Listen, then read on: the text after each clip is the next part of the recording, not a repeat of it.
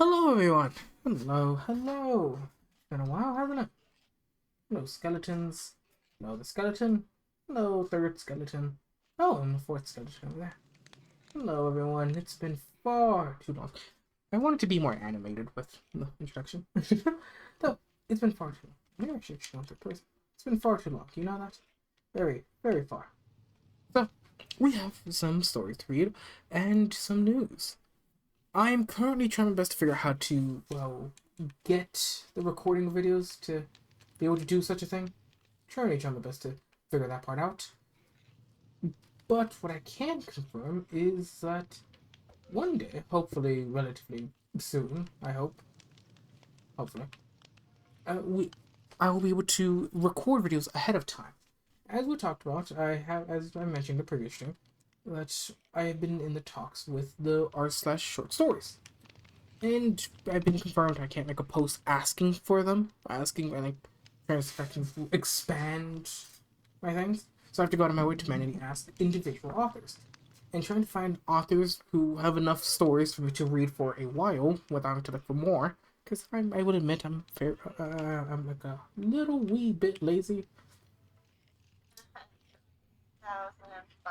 So being able to find an author that has many stories that I could read in many goes and, I wouldn't say like milk, but much more of a release and enjoy with. That sounds a lot worse, actually. Anyways, well, hoping that one day I can probably find some and be able to work that over with and read stories and be able to read them as shorts, especially from r/short stories. In theory. In practice, we still have no real idea. Though, I cannot stream for too long for tonight, as I do have to wake up fairly early tomorrow. So today will be a half stream. I'm currently still working on. I'm currently still working on exporting the previous two streams, and it's been made to my attention that apparently I've been numbering things wrong. So I need to fix that. Damn it. Okay, we'll fix that later today, or probably tomorrow in the morning, depending on how things are. So for now, sit down, relax, and tell me, my dear good friends. Have you heard this story? Would be sticking with Reddit user, the librarian chick, as we're down to the final two stories from her. I hope I can use she, her pronouns because librarian chick. So, we're gonna figure some things out. And discuss some things.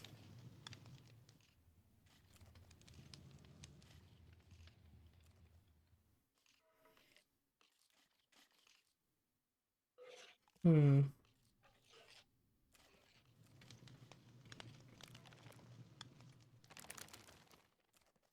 Let me quickly just check some things. Right now I'm checking OBS to make sure that OBS is actually working properly. Properly. In theory. In practice, we'll need to see.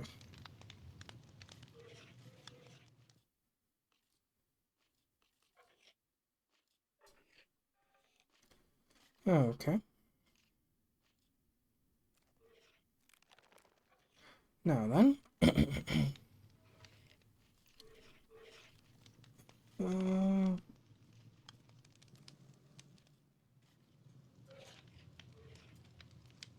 no. Right now I'm currently having Reddit load up. It's taking some time. I hate how sometimes I can go on for Reddit, then go to OBS to check if all my things are okay. Then I have to wait for it to reload back up, and it takes awfully long, which is the most annoying part of it, I suppose. I don't know why it takes so long. I only guess it's because my CPU is at 100% every single time I go to Task Manager. So, yeah, that could be. I need to get a better CPU, but I don't know what CPU would work. Though I do know of a friend who would be able to help me with that. So,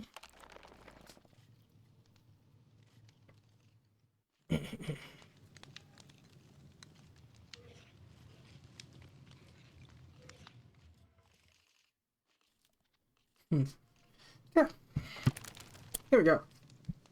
Apparently, we just stuck on loading until I refreshed it, and here we are. Now then, take a seat, relax. Again, staying with Reddit user the librarian chick. Was on r/no sleep 2 years ago. We're down to her final 2 stories. Tell me, have you heard this story? My boyfriend talks to someone who wasn't there. One day, something spoke back.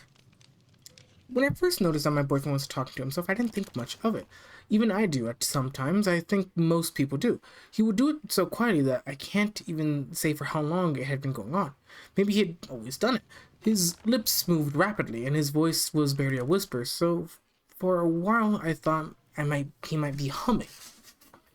He would look down while doing it, while scrolling his phone or doing chores around the house. Maybe it was a compulsion, like a tic or something, or even Tourette's.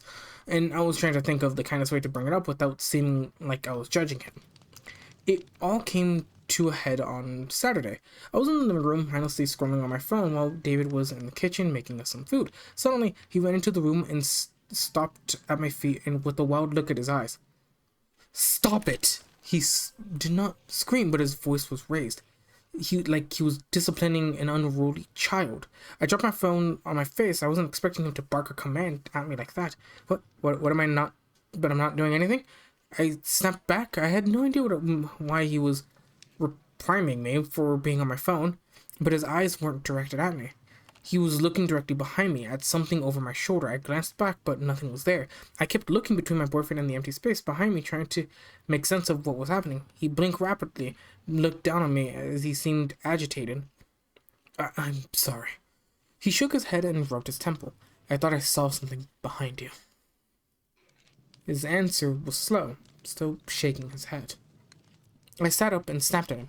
"And what was that? What was it? There's nothing there, and you scared me running in here like that." He kept shaking his head and backed away into the kitchen. I went back to scrolling on my phone, but I kept shooting glances at David and back behind me. It spooked me. For the rest of the morning, his whole mood seemed off. He was jumpy, and he kept fidgeting with his hands, something only he does when he's upset. As noon rolled around, I suggested getting out of the apartment and getting lunch somewhere. David quickly agreed. Getting out of the house did us both good.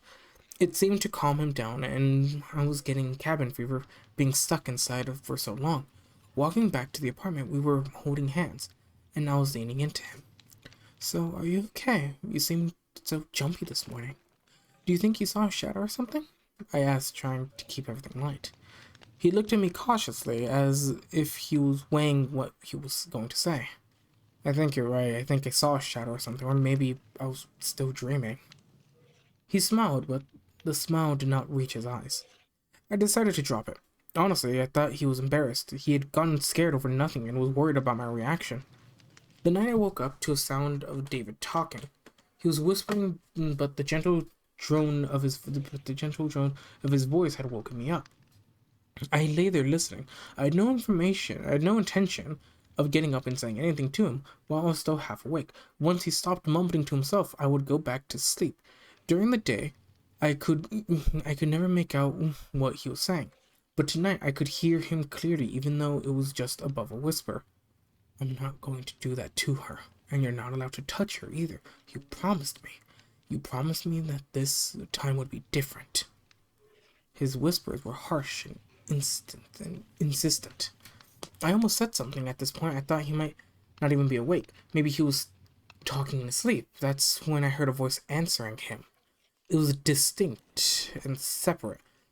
My heart started pounding even as I tried to rationalize what I was hearing. The new voice, slower and softer than David's, wasn't like anything I heard before. I couldn't make out the words, just the tone of it as it spoke. I couldn't tell if it was a male or female, but it sounded angry. David shifted in the bed and reached over to touch my back. I didn't move. I just lay there pretending to be asleep.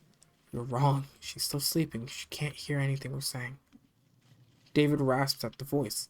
The voice answered back. I still couldn't make out the words, but it sounded both insisting and scathing. "Whatever, I'm done for tonight. I'm exhausted. You can talk to me tomorrow when I wake up." He hissed and lay back down beside me. All was silent in the bedroom. Minutes passed and David's breathing slowed. and he started to slightly snore. He was asleep, but I couldn't join him. I felt my pounding heart just now settling down into a steady rhythm. I wanted to push myself off the bed and inspect the room, but I didn't. I just lay there, too afraid to get up and see what else might be in the room with us. Eventually, I did fall asleep, though it was more like passing out than actual sleep. When my eyes opened, I saw the morning light streaming up into the bedroom from the window. I pushed myself up into a sitting position and looked around the room. There was nothing strange in the room with me, just a pile of dirty laundry that was begging to be done. I rubbed my eyes, feeling a headache starting behind them. In the light of day, I had convinced myself that I had just dreamed everything or hallucinated. Just then, David popped his head into the room and gave me a huge smile. "You slept in super late. Are you just that tired?" he said, walking into the room and sitting down next to me. He had a cup of coffee in his hand and passed it to me. I took it gently and sipped. The warmth from the liquid was lifting my spirits. I didn't sleep well last night. And late, even. I think I was having a nightmare, I explained, sipping on the coffee. David furrowed his brow and rubbed my back. Poor thing. You never have nightmares. Do you want to tell me about it, what it was about? He asked, still rubbing my back. I shrugged and kept sipping my coffee, wondering if I should confront him about last night or play it off as some kind of waking nightmare. No, it's fading now. I can't even remember what it was about. I stood up as I spoke. I was getting hungry and I hoped that David had saved me some breakfast. He hadn't. But that's just because he hadn't made anything yet. He had been waiting for me to wake up before he started making something. I volunteered to make some food, mostly because I was craving waffles and David sucks at making them. I started searching through the cabinets in the fridge for what I needed. As I was busying myself with breakfast, I glanced up and saw David staring fixated at the corner of the living room. His lips were moving rapidly, and I knew he was talking to himself again. I looked away. It was too early for this. I was hungry and I needed some more coffee in me before I could deal with any kind of crazy this morning. As soon as I poured out the flour and milk, David appeared beside me, causing me to jump a little. I snapped at him because he scared me. Jesus, David, you gotta stop sneaking up on me like that. I hissed. I was already irritated from the lack of sleep, and now he was startling me too. I'm sorry. He whispered, his eyes darting from me and then back to the living room. But I thought we could go out for brunch instead. I shook my head. I already poured the milk out the flour, and don't want it to go to waste. He licked his lips before speaking again. Please? It will be my treat. I just can't be in the apartment right now. He looked upset as he spoke to me. I set aside the poor, half-finished waffle mix inside. Okay, let's go out and get some brunch. I could use a cappuccino and a mimosa anyway. I agreed. David kept hovering over me as I got dressed as quickly as I could. I didn't have time to brush my teeth before he rushed me out the door. He practically shoved me out into the hallway. Usually all for a brunch date, but he was acting so erratic, and I was bouncing between being irritated and concerned. As we sat and ate our breakfast, I decided I needed to bring everything up. Something was worrying him, and more I thought about it the last night, the more this pit of worry was forming in my stomach as well. I think I just wanted to tell him that everything was alright, that I dreamed everything, and this was something normal. I was blowing out of proportion. Last night, I woke up for a little. I thought I heard you talking to someone. I tried to say as nonchalantly as I could. David coughed on his eggs Benedict and gave me a horrified expression. What are you talking about? Didn't talk to anyone last night. He looked at me wide-eyed. He was a very, very terrible liar. Babe, it's okay if you're dreaming, or if you have some kind of tic or Tourette's. It's okay. I'm not here to judging you. I'm just telling you that I've noticed, and I think I was dreaming through part of it anyway. Because I thought I heard something answering you back. I reached out trying to hold his hand, but he snatched it away. You had a nightmare last night. I wasn't talking last night. I was asleep the whole time. He was sweating as he spoke, and his eyes were darting around like he was looking for someone. I sighed and went back to my breakfast. David sat his fork down, and was looking everywhere except for me. His breakfast forgotten. I hadn't meant for this to happen. Maybe talking about this in a public setting was a bit too much for him. After we paid the bill, we were walking home when David grabbed my arm. and forced me to face him. His eyes had a glassy, panicked look on them. I felt a stab of panic, placed my hand on his chest, feeling his heart pounding. Honey, are you okay? You look like you're getting sick. I moved my hand to his forehead, wanting to take his temperature, when he pushed my hand away. I think I should go back to my apartment for today. I think I need to be alone for a while. He stammered, backing away from me. Okay, but if you're sick, if you come back with me, I can take care of you. I pleaded. He shook his head. No, I think I really just need to have some time to myself. He turned and walked away, leaving me staring after him on the sidewalk. Both of our apartments were in walking distance, one of the perks of living in a city. He was always at my place so often we practically lived together. It felt unnatural going back home alone. I texted him throughout the day, but I got no answers. I tried calling, but I was sent straight to voicemail. My irritation I felt for him was gone and replaced with pure concern. As the evening wore on, I was preparing to go over to his place to confront him when he finally called me back. David, are you okay? You haven't messaged me back all day, and I'm getting worried. I was getting ready to come over at your place. No, do not come over. It's not safe. Oh, no, do not come over. It's not safe. He spoke in a low whisper. I almost couldn't hear it myself. What do you mean it's not safe? Safe from whom? You or me? My voice raising an alarm. For you. Why? You're not threatening to hurt me, are you? Or is someone else threatening to hurt me? I was shouting over the phone. This was so out of character for him. I didn't know what to think. We need to break up.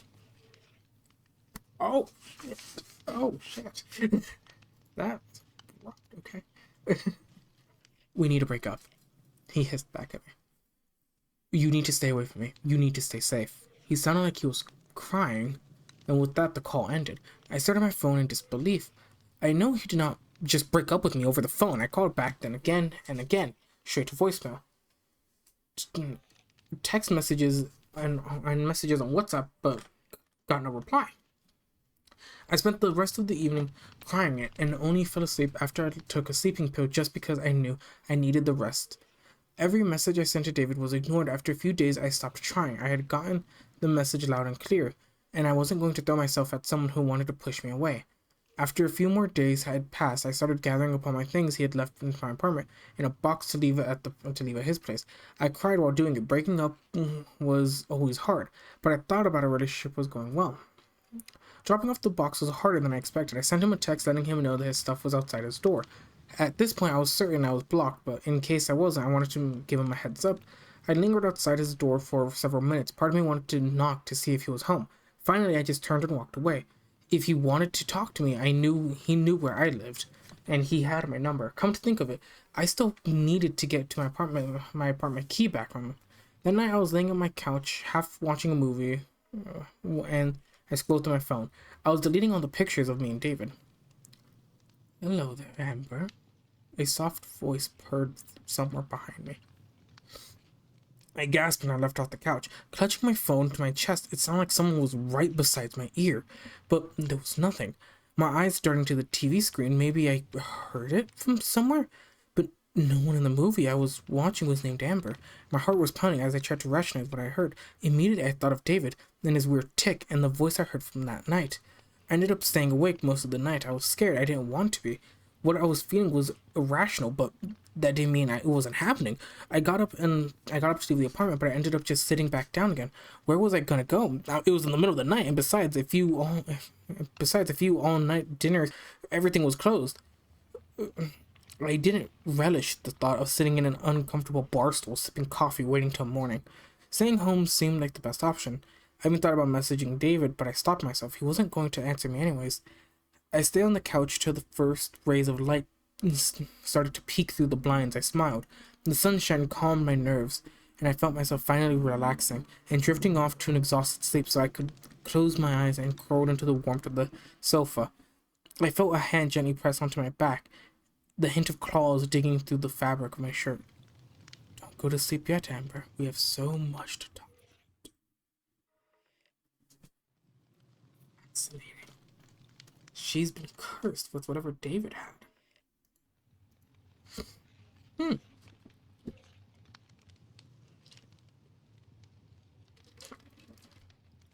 decently long one, too.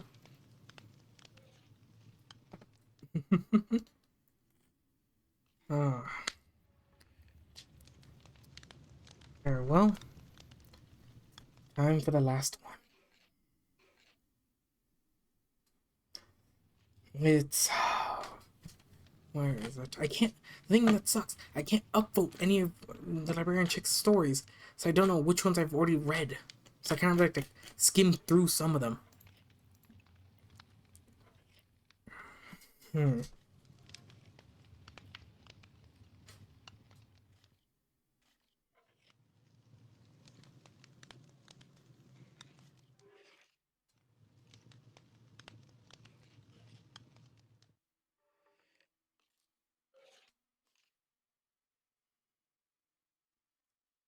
Where is it? Okay. Which candy? No, we read that one. Oh, what the fuck? Sorry for cussing. There's a helicopter with a spotlight. So, should I not be doing this anymore?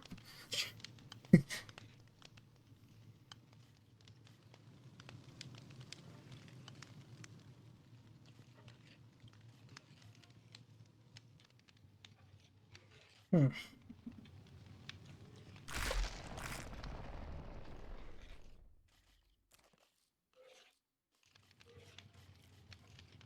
Okay. It's not. There's an old man lives in the woods. No, we've been over this. This was the. Yeah, we read this one. There's no ghost here. We've already read that one. Her name is Annie. Oh, this one was. This one, that one pained me. Cats can't talk. You have to give it to someone you hate. We've read that one.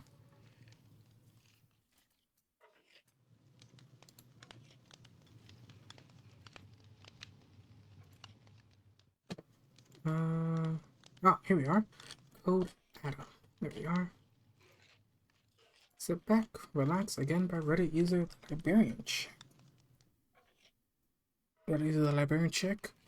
Posted on r/ no sleep 6 years ago. No, tell me.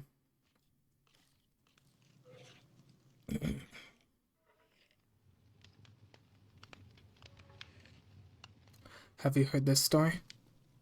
Code Adam. This has 7.1 thousand upvotes. Holy crap. Good stuff. Good job.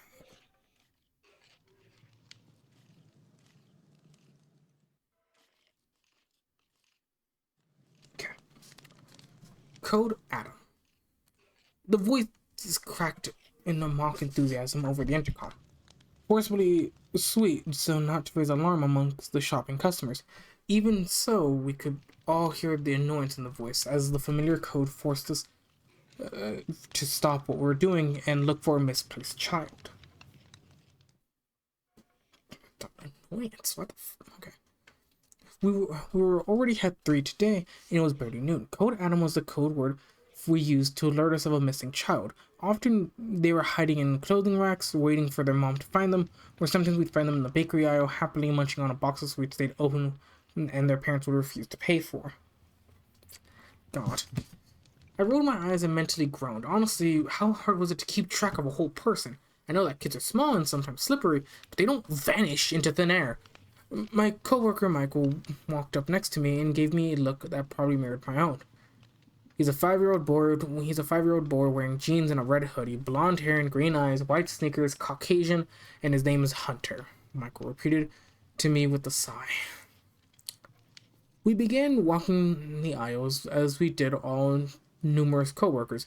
We checked the bakery aisle, the toy aisle, and checked the clothing racks as we waited to hear the all clear, but it didn't come. Usually we find the kid in under 5 minutes. Every once in a while it might take 10 if the kid was really well hidden. In the distance I could hear some hysterical screaming, and the calming tones of my manager were also joining in.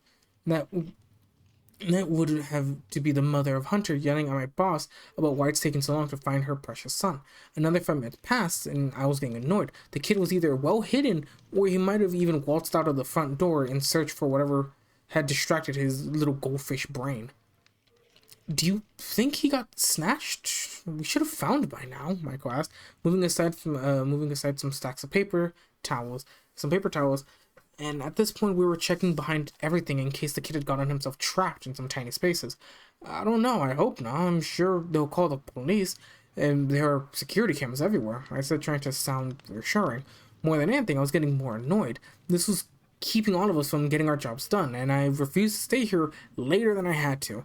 I wanted to get some online gaming in before my college classes tomorrow. Today was a rare day when I didn't have any assignments due, and I wanted to relax after work. I swore if I had a kid, they'd be on a leash the entire time, and we were out of the house. 30 minutes had passed before the cops came in the door. Someone had called them. Whether it was the store or the kid's mom's, I wasn't sure. If my boss called them, then it meant the kid wasn't in the store. And that brought the fear of kidnapping. The police passed by me without a look.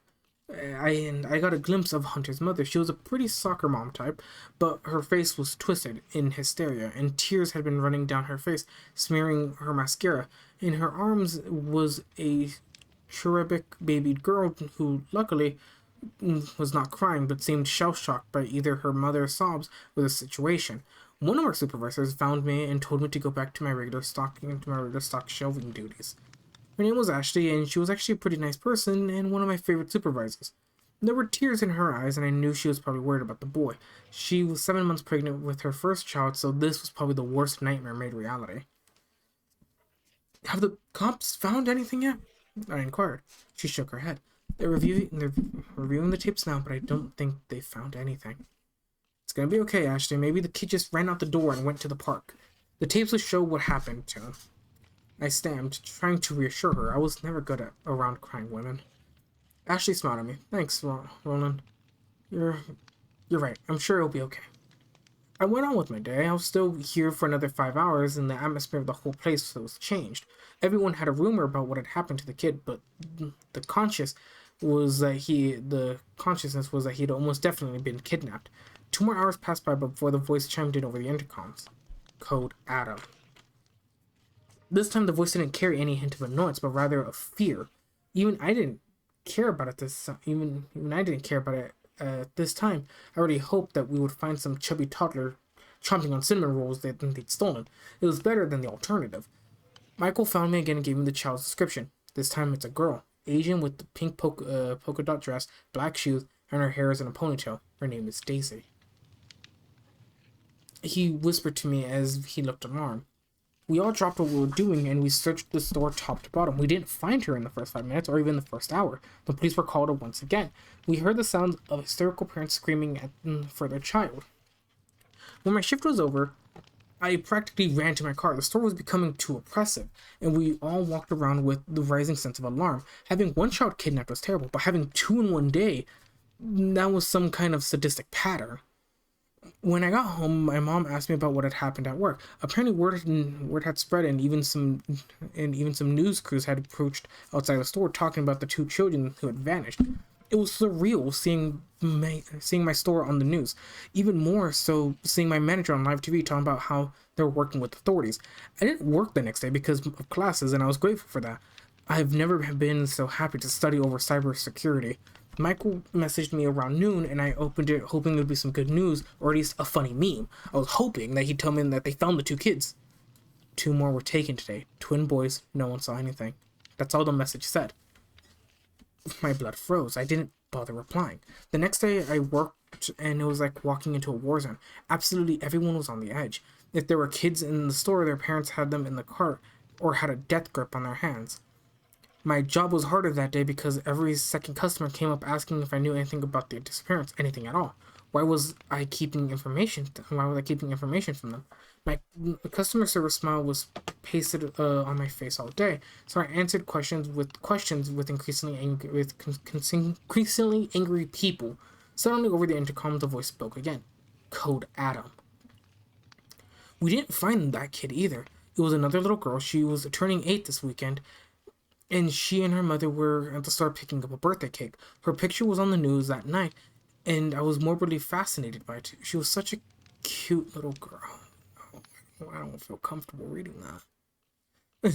Especially after morbidly fascinated. I don't like that. uh, okay, let me push forward. These are all stories, ladies and gentlemen. These are all stories. I hope. And it almost brought me to tears, wondering what some pervert might be doing to her. It felt like a violation to me. It felt like a violation as well. Yeah, I might not have had the greatest love for my job, but it was still a place that I was tied to. My friends had worked there.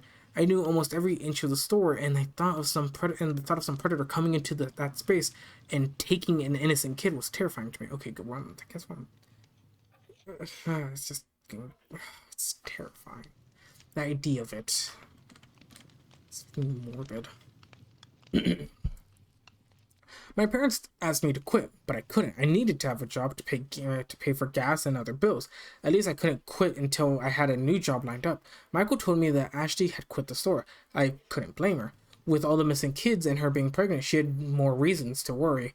The next day I worked was utterly surreal. The store was basically deserted, for which I was thankful for. If I had to describe the feeling where there it was almost post-apocalyptic. Everyone finished their jobs with manic urgency. The customers who came in for the groceries were thankfully all adults, and they seemed keen on getting what they wanted and getting the hell out. On an hour before my shift was scheduled to end, a group of men came into the store, perhaps a dozen, in all wearing camo and a few teen and preteens. It made my hair stand on end. They looked serious, and they all spread around the store as if they were on the hunt. Michael found me and gestured to the men. Stay away from these guys. Apparently, there's some kind of hunting enthusiasts who've taken to being vigilantes.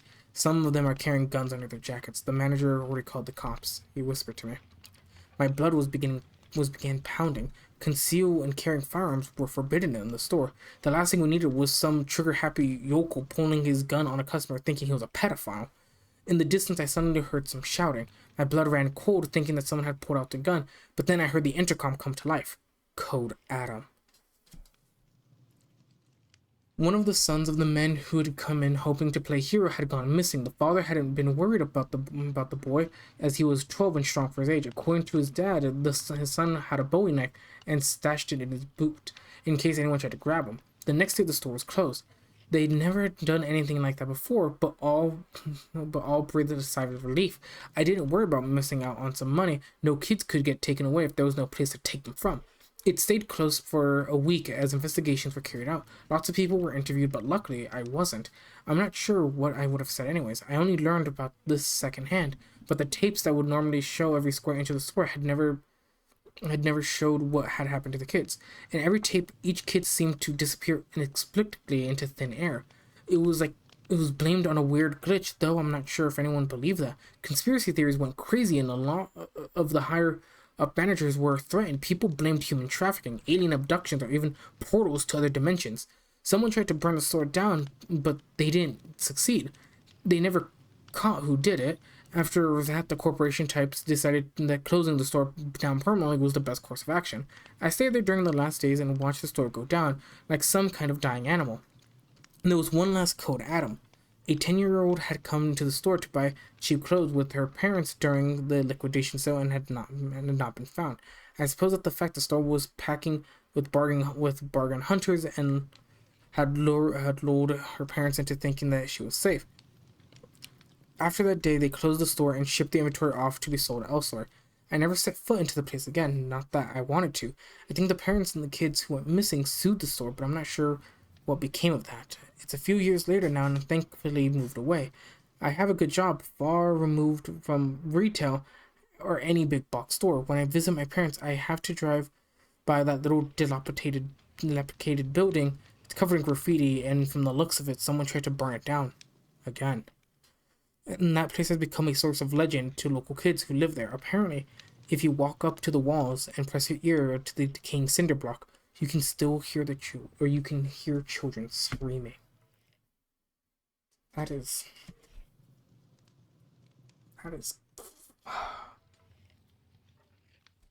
that's my least favorite story. Not because I don't like it. Much more of a I'm gonna babysit tomorrow.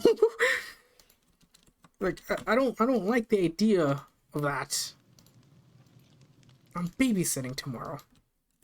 Oh, so I forgot to share the story, so let me quickly go do that. I'm deeply sorry.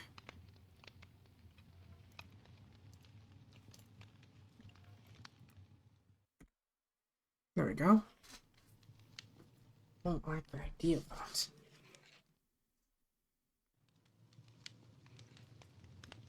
Uh,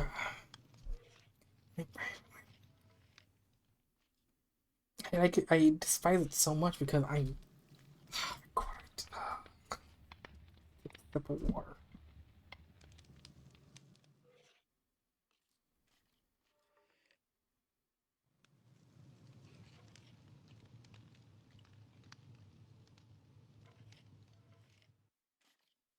Hmm.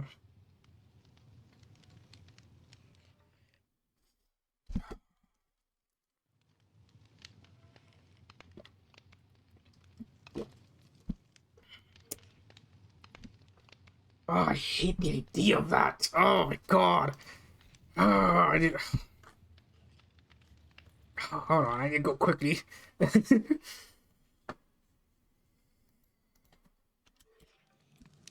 Update. The librarian chick, I keep contacting them often.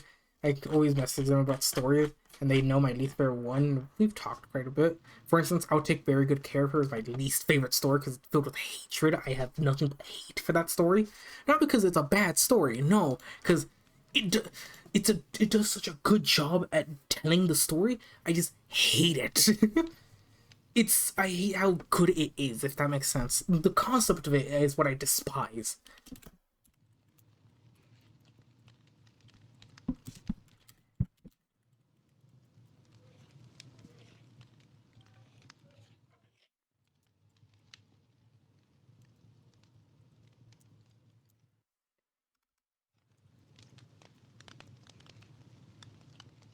Uh,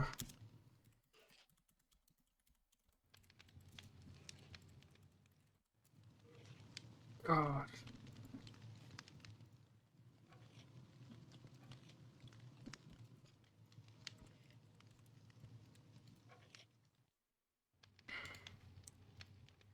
God damn you, librarian shit. God. I hate the thought. I despise the thought of it. I don't. That. Oh, I hate it.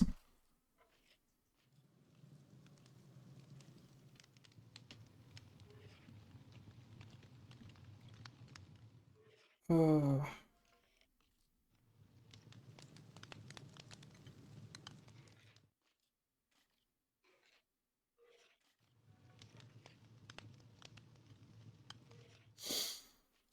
Oh.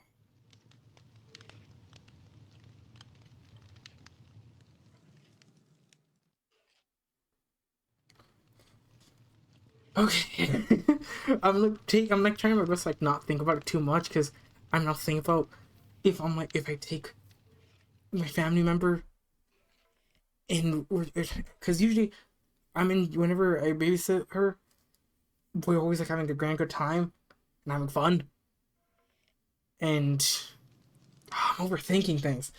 Oh, that story made me uncomfortable. Oh God, I hate it. I would never be able to live with myself if that happened to if that happened to my family member that I hold very deeply close to me. She's the only family member I have that is like that. Mm. I despise the thought of some creepy old thing. That story made me so uncomfortable.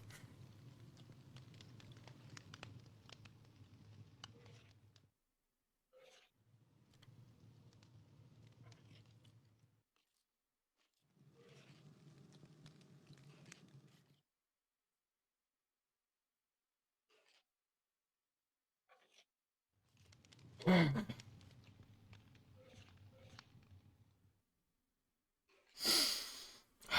down, calm down. It's just a story. It's not real. It's just a story that was made for entertainment purposes. That's all it is. That's all it is.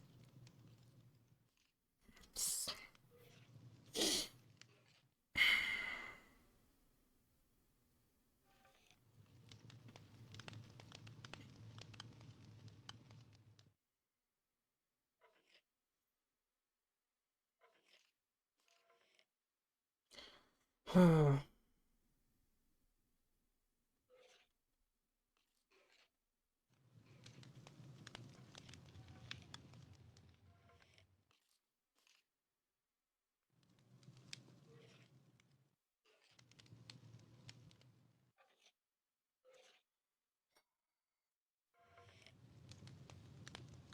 don't want to stream because of that. I don't think I can. Oh, that story hits. I don't like that.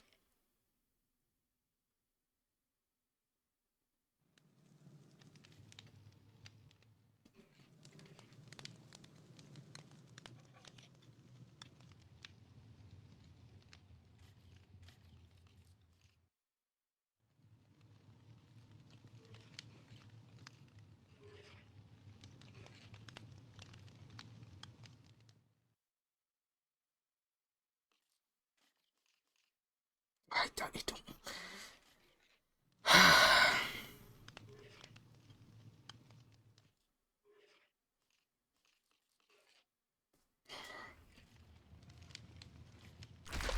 Screw off. Creaking.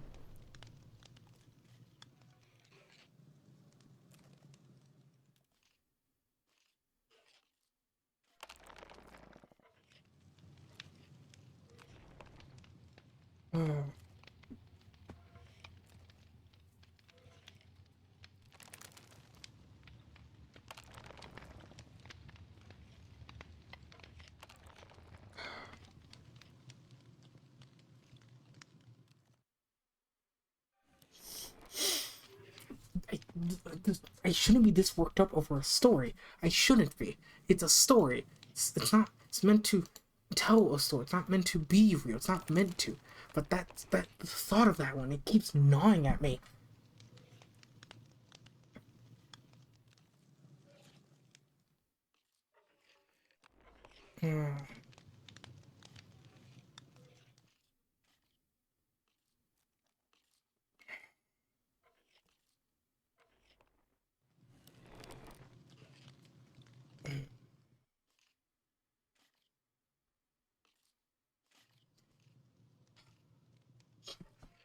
No, I can't. I can't. I just. I want to keep. I want to keep going, but that one, I can't. It pains me. It pains me.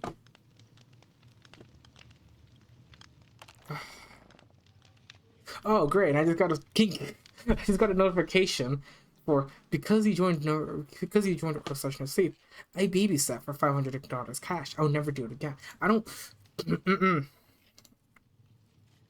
Oh, that I'm filled. I don't. Oh, I'm filled with hatred. It's seething rage. The thought of that. I don't know why. It's a story. I shouldn't be into that.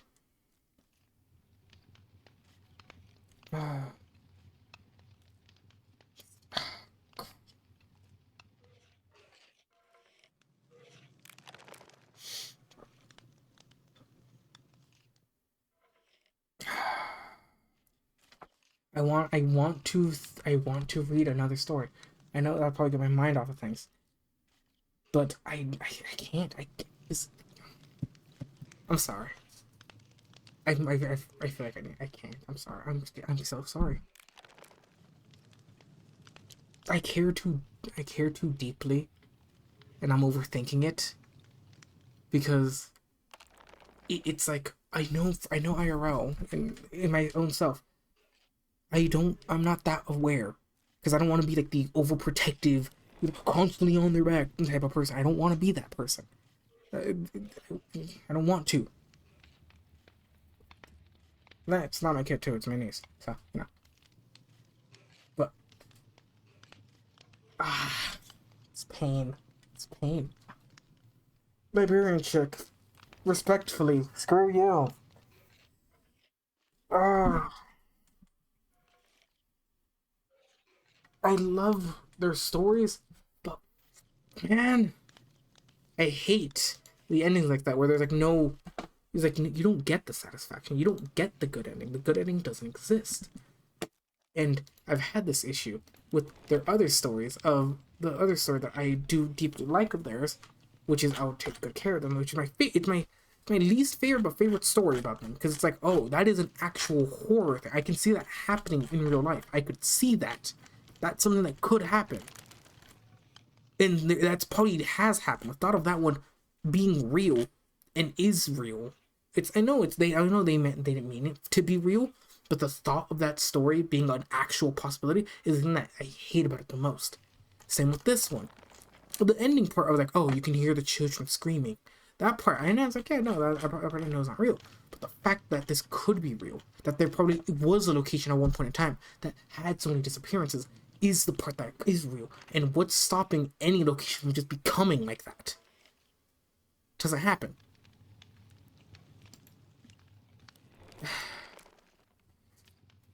I'm stop.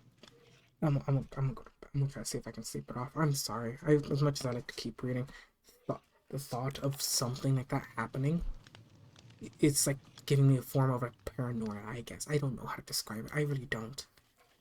I'm sorry. Okay, I'm sorry. I'll just try my best to smile. Make the world just a tiny bit better if you can. I'm off go. Think things through. I shouldn't be this worked up over a fucking story, but yeah, here I am. Alright. Talk to you, everyone. I'll be back tomorrow. I hope. Maybe after tomorrow, after I'm done babysitting, I'm like, okay, that went fine.